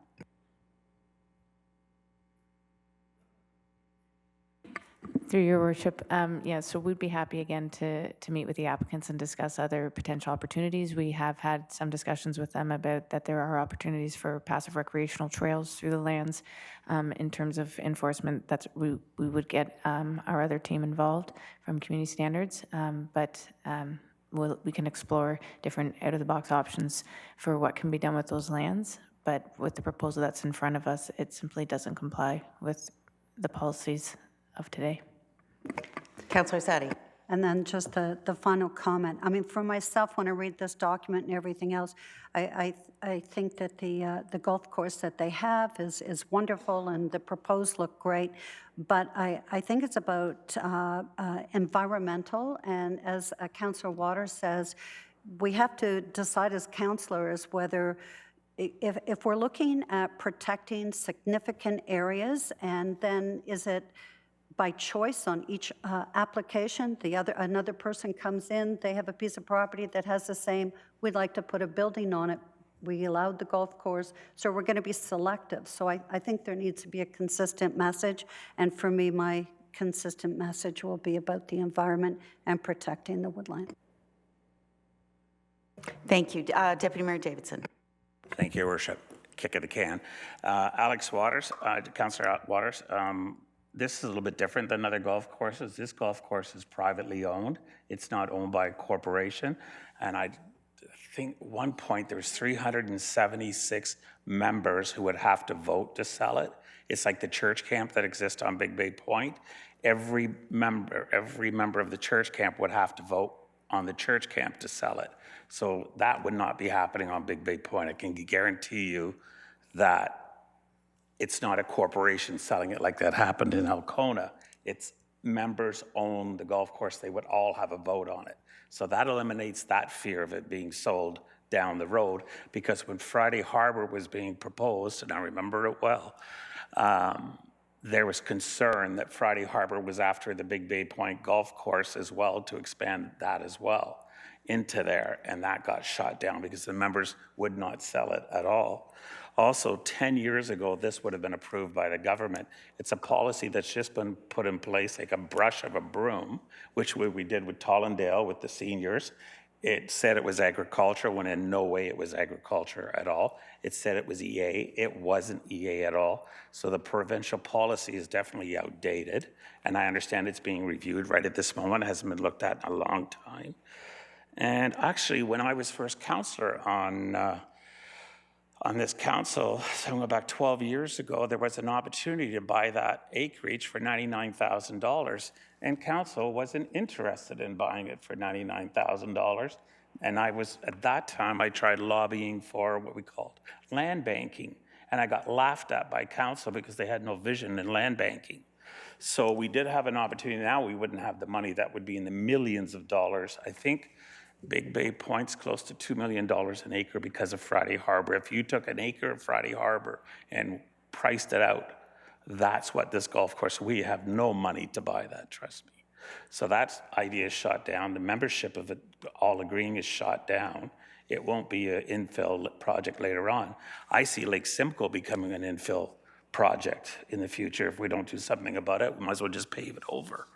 But I think to make Big Bay Point continue to be what it is, and to the viability of this course that's been there since 1924, I think I need to ask council to respect that. And let's give it an opportunity for enhancements that can come forward that the next line is prepared to do. It's going to be an Audubon golf course, so that kind of shoots down some concerns that we have on environmental issues. It's the first of its kind in Canada. It's called innovation. I think that's a word we use here in the town a lot. So I would like to consider that aspect. It's the first of its kind in Canada. It's privately owned. The town had the opportunity to buy it and didn't. So those arguments really are non-existent. So if we could take another look at this, I would appreciate that. And as a community member, I would really appreciate that. That's all I'm asking. Thank you. So I'm going to call the question, but I'm just going to caution council before we do that. So the motion to refer it back to staff failed. So this motion is to refuse it. Should this motion fail, we're going to need another motion, and I guess I'm concerned at this point that we would consider approving something that the staff has never even seen. So I just want to put that out there as far as something to consider, and would like to think that we would at least, anyway, I'm getting ahead of myself. So is there any other comments before I call them, Patty? Through the mayor, I would like to point out that the motion was to defer, which was for time, that this could still be referred back to staff for more information. Thank you. But right now, we've got a motion on the floor, and we're going to call, unless there's any other, Councillor Waters. Thank you, Mayor. On comments that it's a membership and this, it would never be sold, this is just my opinion, and it's just a gut feeling I have, is that if Big Bay Point does not get this, that it's financially ruinous to the club. That more than likely, you know, the club could fail, and then that would. So I'm getting a no like this. Okay, so I could be entirely wrong. So somebody just is trying to correct me.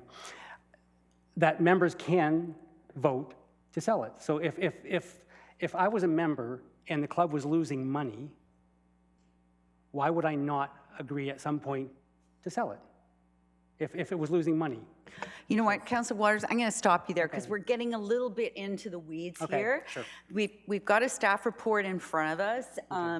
The staff haven't considered, you know, memberships and everything. They're considering what was in the report, which is the planning policies, the provincial planning policies. And so let's, if we're ready, we're going to call the vote with the motion that's on the floor, which was duly moved and seconded, which is a motion to refuse the application. All in favor of the motion? 1, 2, 3, 4. Opposed? 1, 2, 3, 4. So that motion's lost. So now, we need a motion. Are we going to have a motion to refer this back to staff to consider further application? And who's going to move? Is there a mover for that? Councillor Nicol, Councillor Payne? Any comments on that? Motion to refer back to staff. Deputy Mayor Davidson. I'd like to table this discussion until Councillor Van Berkel is back so that he could put his opinion in here as well. He'll be back on that time? Okay, so you're saying to refer back to... Refer back to staff. I'm asking the motion, I'm not asking, the motion that's on the table is to refer to staff to consider any additional information from next 9. And one other comment I'd make before we do that is please consider this. If council chooses to approve something that that staff are suggesting we do not, and it gets appealed by the county, then it'll be up to us to go out and hire other planning professionals in order to defend council's position, because the staff position has been to, they'll be called by the LPAT for the opposition.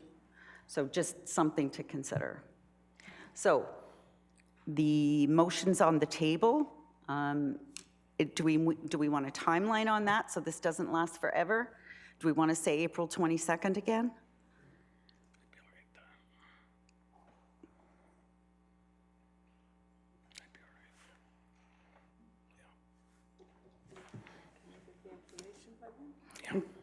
Who was the mover and seconder? Remind me, sorry. Councillor Nicol and Councillor Orsatti. Okay, all in favor of the motion to refer back to staff for more information? Those opposed? That's carried. We agreed on something tonight. Yikes. Okay, next item is item C2. So Councillor Fowler pulled that. So Councillor Fowler, do you have a seconder? It's just more a comment on it than anything else, because I spoke to Councillor Van Berkel in great detail today regarding this motion, and it was just to... Do you have a seconder? Sorry. Councillor Sadi? Yes. Okay. I'm not... I had a long conversation with Councillor Van Berkel today regarding this, and even though he was not going to be here, he just wanted to put it on record that the town staff and the council is taking the situation very seriously. That's why he's supporting this as best he can and getting everything put in motion as quickly as possible. So I just want to make that clear for everybody on the record. Thank you. And actually, I did have an amendment. Do I have to recuse myself from the chair to put forward an amendment? So Councillor or Deputy Mayor Davidson, you have the chair. Okay, thank you. So where are we? So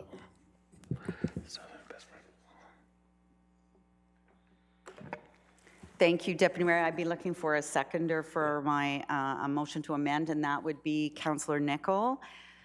And so when, I'll just explain this position. So on, was it Saturday or Sunday? Sunday, when we met with the residents in the area, there were a number of concerns about support required for things that maybe were causing residents to go out of pocket while we're in this position of the insurance companies talking to the insurance companies.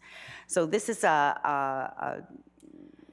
just asking staff to look out and see if there is any best practices from other municipalities or funds that they have that would provide such a opportunity for folks that are put in this position.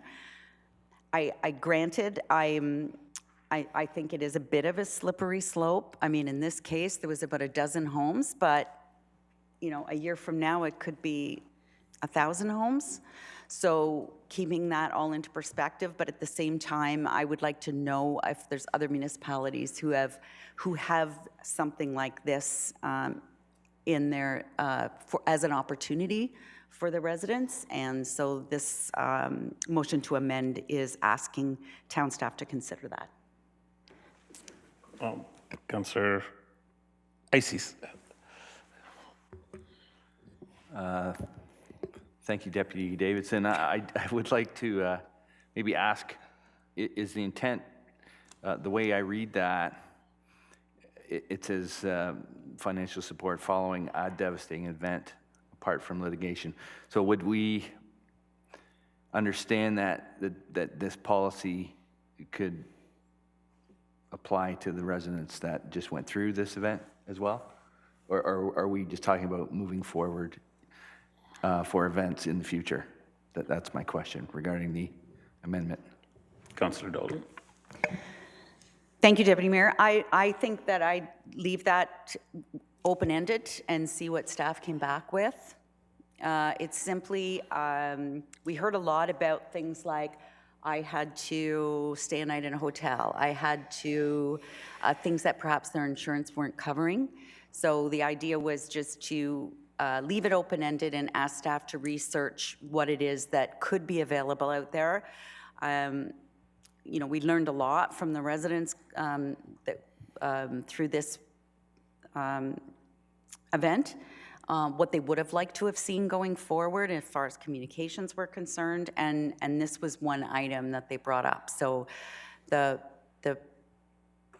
I don't want to tie too small a box around it. I just want to throw it out there and see if there are opportunities that other municipalities do such a thing and have them come back with this municipality does this, this municipality does that, and then we could look at it from that perspective.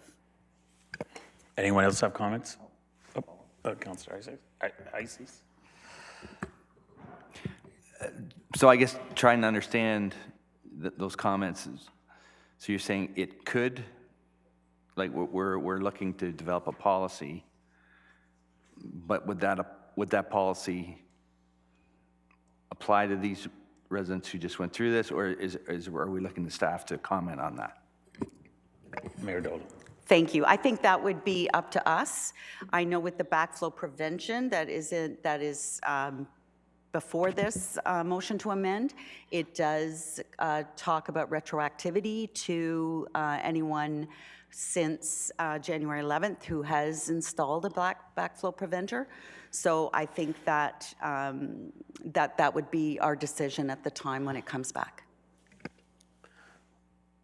And do you have anything else, Councillor Isis? And Councillor Waters. Thank you, Deputy Mayor. Many other municipalities have backflow preventer programs, and I think it's about time that we have one. Consider the flooding that we often get. I'm surprised it hasn't happened earlier than this. So I think it's a good idea. I think we should move forward with it as quickly as we possibly can, and I hope it would cover anyone who's put one in already because they had foresight. And just to add to that, I really support this. At the convention that I was at yesterday on stormwater management, and talking with the CEO of the Lake Simcoe Region Conservation Authority today, we touched on our concerns with that area of Innisfil and its flooding. And if I'm correct, Mayor Dolan can help me out here, there is a plan in the future, and staff, I think, are aware of it. I'm trying to think of the word. It's called stacking. It's basically a way to prevent this kind of flooding from happening again in Lefroy and Bellewart. And I think the plans are in the work. We just got to find the funding for it. And I'm very confident that if we move forward, Council, with this stuff that'll be coming forward in the next near future, the backflow thing is great. This opportunity to look at what other municipalities are doing, we can maybe alleviate that problem for the future in that area. That possibility is there with the programs I saw yesterday. Councillor Waters. Just a question. Would this apply to future developments or just existing in terms of would we require that to be involved in future developments? Okay, the conversation right now is just on the amendment, but I am going to say you should speak to, I was with him yesterday, the gentleman that attended me at the conference, the engineer. Mark Palmer? No, it was one of our staff, Switzer, Glenn Switzer, that in our official building plan now, or in our building plan, whatever, that these plugs are mandatory in our new building code. Is that correct? Oh, sorry, through your mayor to Deputy Mayor. That's an engineering issue. It's not so much in the building code. It's our engineering standards. Yeah. So it's relative to our infrastructure and the roads, not the building specifically. And the program that's before you is relative to individuals' residents. So yes. Our backflow preventer that we're talking about this evening in the report before you is relative to the individual's home and their individual basement and property. What Glenn would have been talking to you about was the larger infrastructure of the municipality's sanitary sewer system. Okay, thank you. So let's stick with what's before us now. And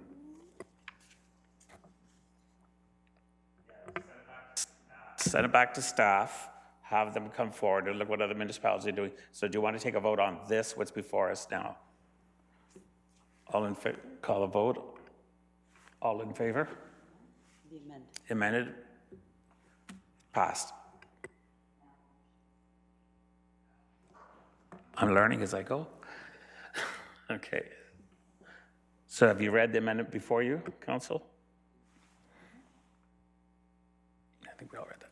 So and call the vote on this. All in favor? Motion is amended. It's passed. Thank you. Back to the mayor.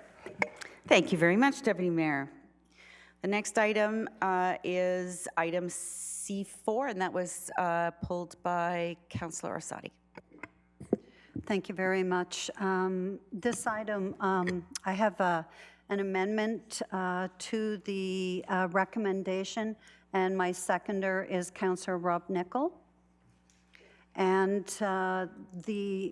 this amendment is that the FedDev Ontario is looking at if there's a favorable interest in funding us for 3 years, We want to capture that because if they're going to be willing to fund us, we want to take it. So we need to capture that in the amendment, and the amendment is that the town support additional matching funding for 2021 and 2022 if the grant application is successful. So only if it's successful. If it's not successful, then this wouldn't apply. Staff be directed to include those funds in the 2021 and 2022 operating budget submission. But this is a great opportunity to capture whatever grants we have to help with this Innisfil Accelerates program and the partnership with Ryerson University DMZ through our economic development team. And thank you for reaching out and finding this information for us. So questions or comments on the amendment? All in favor of the amendment? Any opposed? That's carried. Now we'll deal with the motion as amended. Questions or comments on this really exciting adventure? Okay, I'm going to then. I'm so excited. This is a game changer, and I know I say that an awful lot, and sounds a bit redundant, but what a horrible problem to have, to be in a municipality where you get to say this is a game changer so many times already in one term. And this is a game changer with a capital everything and an explanation mark at the end. So we're going to be, again, put on the map internationally to be in a partnership with the number one university-based DMZ in the world. And if I could ask either Yelma or Dan to just remind me who our company is in this endeavor. Sure. Thank you, Your Worship. Yes, so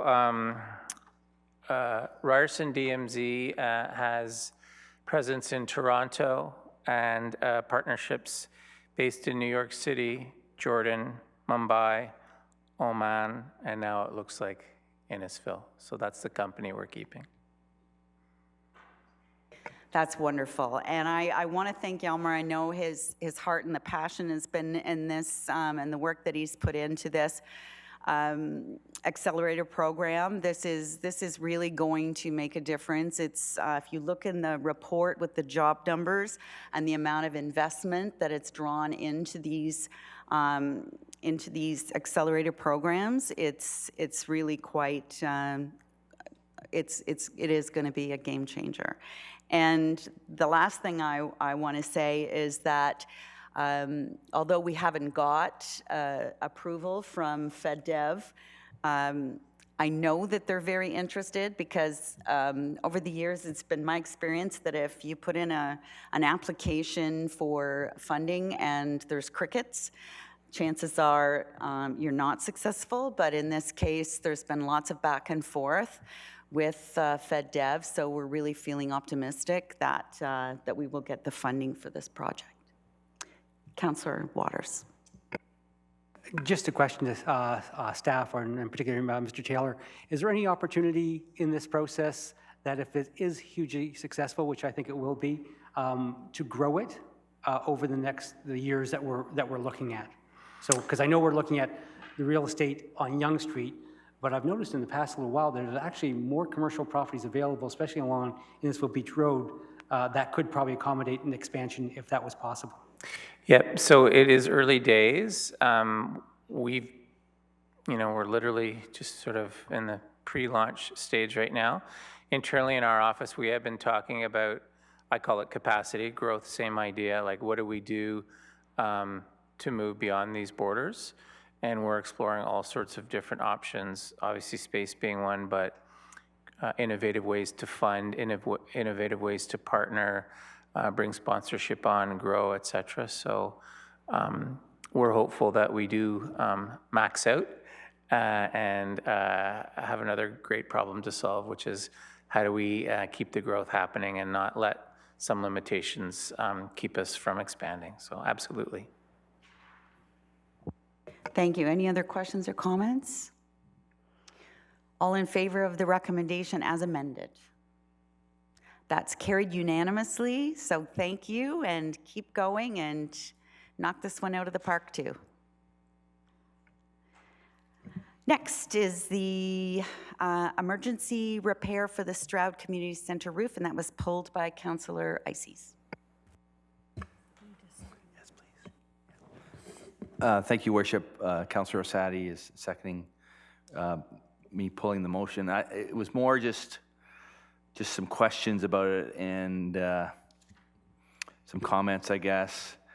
In the early time of me being a councillor, it became very obvious the Stroud Community Center is kind of integral for the Stroud community. And when we did our budget, the 2-year budget, last year, there was no room for repairs in it. So obviously, this shows that there is some repair needed here. I guess my question was, a lot of times when we know something needs to be fixed and part of it is being dealt with, and we call somebody in, is there an opportunity there to assess other parts of the roof and deal with that now, because the contractor's there and everything else? In the report, it talks about a full roof replacement of $1.3 million, and so we're allocating 70-ish now. Do we do an extra step here? And I'm not sure if that's even an option, but I guess that's my question. Can we be prudent with that? Mr. Inwood? Oh, Jason, there. I'm looking over. He there, changed and he seats moved. tonight. It's his fault. He's moved on us. Thank you, Your Worship. Through you to Councillor Ices. The $70,000 investment that we're making on an emergency basis, we did take the foresight to extend that work in a meaningful way that actually would defer the $1.3 million roof replacement by adding about 10 years of life into the roof by doing this. Now, we are only doing a portion that needs it immediately. There's a further assessment scheduled for this spring, which we will budget accordingly for the 2021-2022 budget to be presented to you later this year. That would see that work extend and essentially extend the life of the roof by 10 years before we have to make that major $1.3 million investment.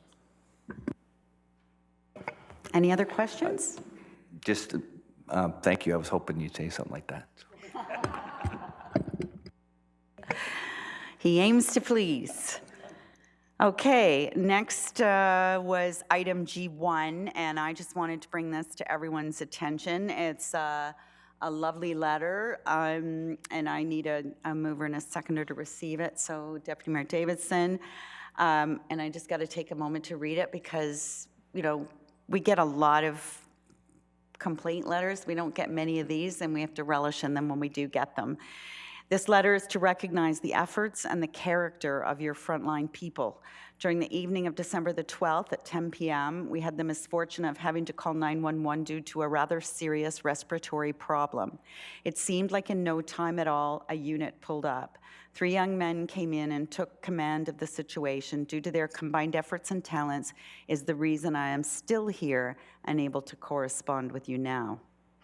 They got me in condition enough to pass me on to a great pair of paramedics who also thankfully did a great job. Chief Rayburn, I give you my accolades and praise you for having the wisdom and foresight to gather the quality, dedicated, and caring team that represent you and your great area. Sir, may I ask you to find these 3 gentlemen and pass on my heartfelt thanks and gratitude. Thanks for your time and patience, Mr. Carmen McCarthy. So thank you so much, Chief, and please, I hope you do find those 3 individuals and pass that on. Thank you, Your Worship. After I got the letter, and I was extremely pleased and happy and proud all at the same time to get this letter, I did reach out to the 3 people on that crew. They had no idea what I was talking about. They remembered it, but they didn't think it was anything different than they normally do. So to get this, they were touched. So thank you. Thank you very much. So all in favor of receiving the letter with thanks? That is carried. Did you vote on that, Councillor Fowler? Okay, hand up. There you go. All right, so the RISE recommendation is, oh, sorry, Councillor Nicol. Sorry, Your Worship, just point of order. I don't know if we voted on item D2 on the Stroud roof, receiving that for information. Thank you so much for keeping an eye on me. All in favor of receiving that for information? Opposed? That's carried. Now is the RISE recommendation, moved by Councillor Fowler, seconded by Deputy Mayor Davidson. All in favor? That's carried. Next is consideration of recommendations considered in Committee of the Whole, moved by Councillor Sadi, seconded by Councillor Ices. All those in favor? And that is carried. Next is a notice of motion for Deputy Mayor Davidson that we'll consider at the next meeting. And announcements. Councillor Fowler. With the weekend coming up, the Family Day weekend, we have a few events coming down the pipe. We have the Friday Harbor ice carving competition and Family Day activities, as well as, oh, sorry. Sorry, I apologize. I'm just super excited about this. I'm really amped about it, as you can tell. I'll by all means, take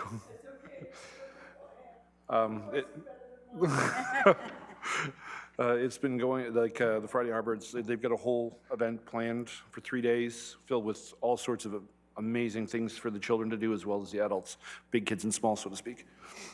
In Ward 6. Councillor Sadi.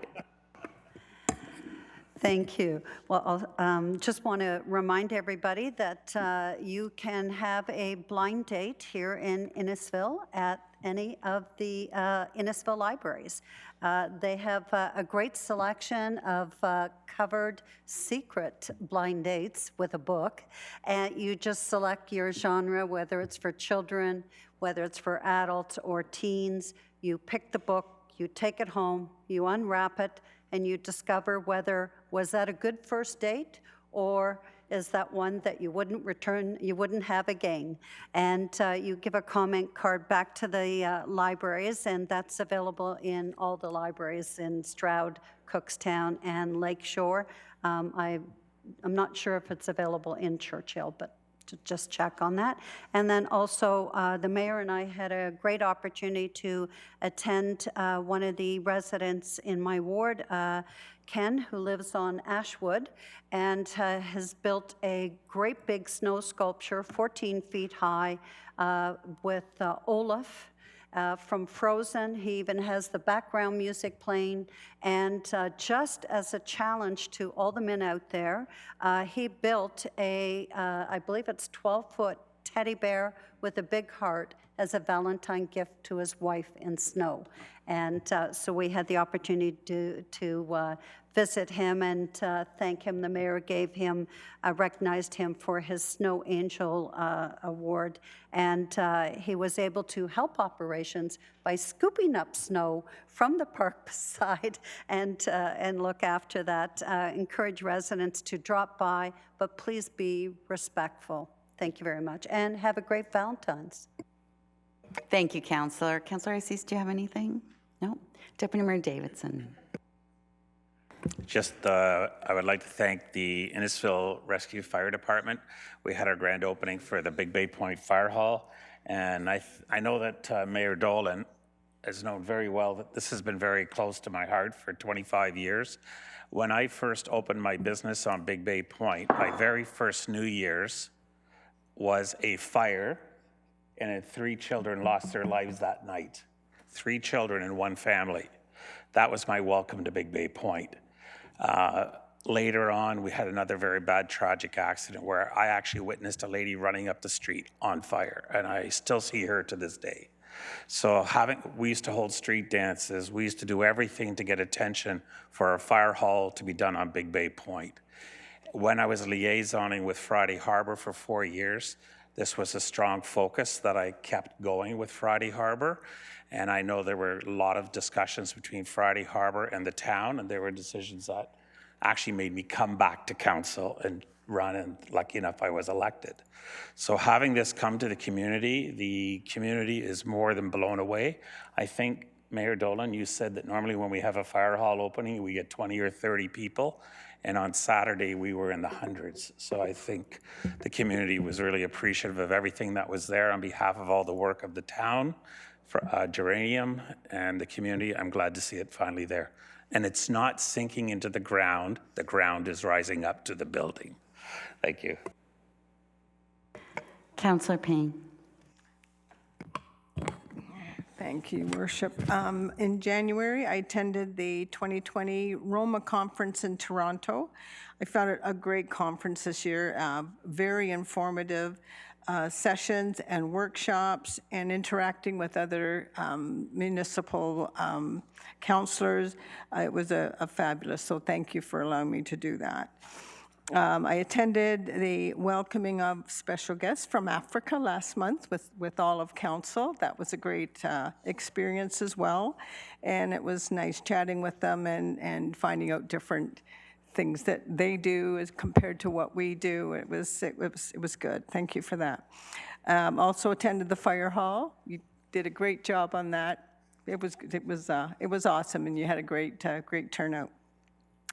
The Sandy Cove Acres HOA put on a seminar for residents, and I attended that, and it's for the telephone and internet scams.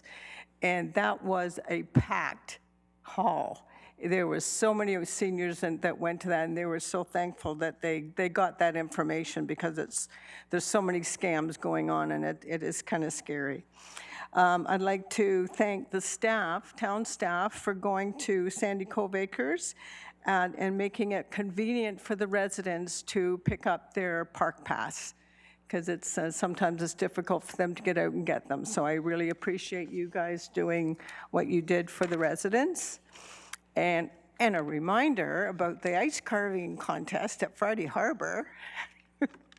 He's not even paying attention. Anyway, I won't repeat it. Everybody's going to go to that. But anyway, that's it for me, and have a nice evening. Councillor Waters. Unlike everyone else on council, I didn't get a chance to go to the fire station last week because I was at another event, and I had already had a tour of the fire station, so I had a good idea what it was all about. But I'm so glad that it was very, very successful. I went to an event at the Idea Lab. It was called Put Yourself on the Map, and it was basically an event where we were looking at land uses and how we can protect land uses within Innisfil. The priority was around the orbit, but 75% of the people were more interested in saving the unevaluated wetlands in the Big Bay Point area. Yes, exactly. So I made that an option as opposed to it all being about the orbit, because we did notice during the discussion that was an area that we could have an impact on, is if we can get those unevaluated wetlands turned to evaluated wetlands, that allows no development to happen in those areas. So I thought it was a really good place to put our efforts, and I was so glad so many people did go to that group and work on that. It made my job much easier to espouse the great things about the orbit to 2 or 3 people as opposed to 15. So it was a good event, well attended, and I was really glad to be able to participate in it. Thank you. Thank you, Councillor Nicol. Thank you, Worship. As I'm sitting here remembering about a year ago, myself, CAO Rayner, and Deputy Police Chief McClary Downer put on our bathing suits and went down to Innisfil Beach Park and jumped in the water. I think we raised a few $1,000s that day between the 3 of us, and I'm just wondering who's stepping up this year. I've done my tour. I'll leave that out there. I've got $20 for the first person, anyways. So, unfortunately, I'll miss the next meeting on the 26th. I'll be in Quebec for work, so I'll see you on the 11th. And just a note that the Cookstown Chamber of Commerce is holding a volunteer appreciation dance on the 29th of February at the Cookstown Curling Club. That's it. Thank you. Councillor Icey. Thank you, Worship. I do have an announcement. Councillor Fowler reminded me, I missed on my calendar, Family Day. It's a busy day, but there is a community event put on by the Historical Society at the Knox School on the corner of the 9th and the 20th Side Road. So from 1 to 4 on Family Day, if you're out and about and you want to learn more about what the Historical Society is doing on Innisfil's 200th anniversary, that would be a good place to go. Lots of fun stuff. Thanks. Well, thank you, Council, because I had a list of a lot of things and they're all crossed off now. There's just a couple left. One of them is on February the 18th. There will be a zoning open house, a public open house for those interested in the zoning for Innisfil Beach Road and Lakelands. There'll be no decisions made that evening. It'll just be the opportunity to talk to staff and questions and answers. I also would like to say that on Tuesday, we will be flying the flag at 10 o'clock for our 200th celebration, the beginning of our 200th year. And finally, 2 things, one good, one bad. Share the Love is happening on Friday, February the 14th, right here in Council Chambers. We have 8 couples saying I do. And all of the funds that they will be paying for that day will be donated to the Advanced Cardiac Care at the Royal Victoria Hospital. And finally, on a sad note, I just wanted to recognize former CAO, Bob Lemon, who passed away. Bob was my second CAO. He was our Director of Planning when I first got on council in 1994, and in 1996 he was promoted to CAO during a really challenging time for the municipality, and in his very quiet and calm way, he led us, he steered the ship for us during that time, and then retired to his beautiful home in Fenland Falls. Unfortunately, he did pass away on January 30th, and the town did make a donation on our behalf for the family, and we offer our condolences. Councillor Waters. Just want to acknowledge the group that put on that event last Saturday, was Rescue Lake Simcoe and Claire Malcolmson, who did a great job in overviewing and inviting staff from Guelph University. So I just want to acknowledge them for putting on that event. Good. So that's the end of our announcements, and we'll go to the confirming bylaw, and it's moved by Councillor Fowler and seconded by Deputy Mayor Davidson. All those in favor? That's carried. And our adjournment is moved by Councillor Nicol and seconded by Councillor Waters. All those in favor? And that's carried, and I want to wish everybody, staff, and the public and those watching a very happy Family Day. Thank you.